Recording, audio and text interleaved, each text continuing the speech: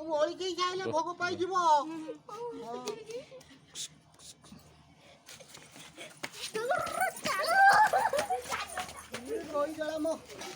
ରୋହିଜଳା ମୋ ମଝି ପତର ନେଇ ଯାଇଛନ୍ତି ରେ।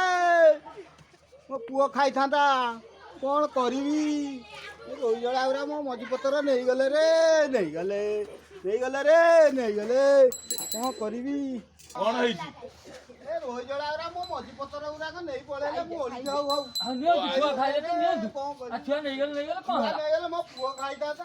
ପୁଅ ଖାଇଥାନ୍ତା ଠାକୁର ଶାମ୍ବ ଦଶମୀରେ ସେ ମଝି ପତ୍ର ସେଇ ମଝି ପତ୍ରରେ ମିଠା ପିଠା ସବୁ ଥିଲା। ସବୁ ଥିଲା। ମୋ ପୁଅ ଖାଇଥାନ୍ତା। ମୁଁ କ'ଣ କରିବି? ଆଉ ଯଦି ନେଲେ ଖାଇଲେ ସମ୍ପୁଜ କାହିଁ ଏମିତି? ମାଉସୀ ତମର ଆଶା ଥିଲା ନା କ'ଣ ବା? ନା ଆସନି ମୋ ପୁଅଟା। ଆଉ କ'ଣ ଛୁଆ ଖାଇଲେ ତ ଯିଏ ହେଲେ ଖାଇଲେ। ଛୁଆ ତ ଖାଇଲେ। ଠାକୁର ତ ଆଗେ ଖାଇଲେ ତାପରେ ଛୁଆ ଖାଇଲେ ଅସୁବିଧା କ'ଣ ଅଛି? ହଁ କ'ଣ ହେଲା? ଛୁଆ ତାଙ୍କ ପତ୍ର ନେଇ ଯୋଉଥିରେ ମିଠା ପିଠା ଦେଇଥିଲା ସେଇ ପତ୍ରକୁ ଇଏ ନେଇକି ପଳେଇଛି। ମାଉସୀର ଆଶା ଥିଲା ବୋଧେ। ନା ଭଲ ହେଇଛି ଭଲ ହେଇଛି। ଖୁଡି ଆଉ ସଅଁପନା ନେଇଛି ଗାଧୁଆଳକୁ ଭଲ କି ରଖି ଖାଇବ ଆଉ କ'ଣ? ଆଉ ସଅଁପନା ତାକୁ କେତେ ସମ୍ପୁଛି ଘଣ୍ଟା ହେଲାଣି। ଏମିତି ସବୁ କରନ୍ତି। ହଉ ତମେ ଯା ମଝି ପତ୍ର ନେଲେ ସେ ଛୋଟ ପିଲା ନେଇକି ଯାଇଛନ୍ତି ଯା। ଶାମ୍ବ ଦଶମୀରେ ପିଲାର ଭୋଗ ଖାଇଲେ ବୋଲି ସମ୍ପୁଛ ଘଣ୍ଟା ହେଲାଣି। କ'ଣ କରିବା? ଆଉ ଦା କାନ୍ଦ ନା ଉଠ ଦା ଭୋଗ ଖାଇତେ ଦେଖ କ'ଣ କରିବ।